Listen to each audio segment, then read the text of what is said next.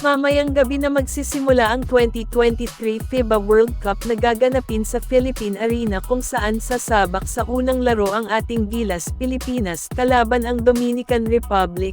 Sa pagkakataong ito ay talagang mapapalaban ang ating pambansang koponan, sa pangunguna ni Utah Jazz star na si Jordan Clarkson, kasama niya ang ating Big Four, sina Junmar Fajardo, Kai Soto, Japet Aguilar, AJ Edo, at hindi rin magpapahuli sina Jamie Malonzo, Dwight Ramos, CJ Perez, RR Pugoy, Renz Abando, Scottie Thompson, at Kiefer Ravena.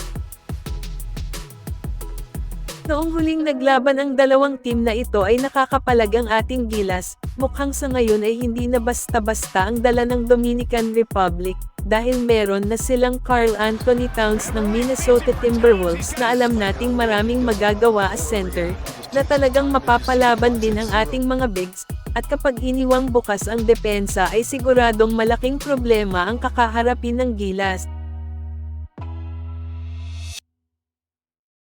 Maliban kay Karl Anthony Towns ay meron pa silang mga veterans from the last World Cup na mga top scorer din, sila ay sina Victor Liz, Eloy Vargas, Gerardo Suero, at ang ibang kasama sa lineup ng Dominican ay sina Jane Montero, Lester Ken Yunes, Andres Velas, Rigoberto Mendoza, Jelvis Solano, Luis Delgado, LJ Figueroa, at Antonio Peña. Ang game na ito ay hindi magiging madali para sa ating Gilas team dahil kailangang pagtrabahoan ang lahat para magtagumpay at manalo. Basta't magtiwala lang tayo sa ating mga players at sa itaas. May laban ang ating pambansang koponan.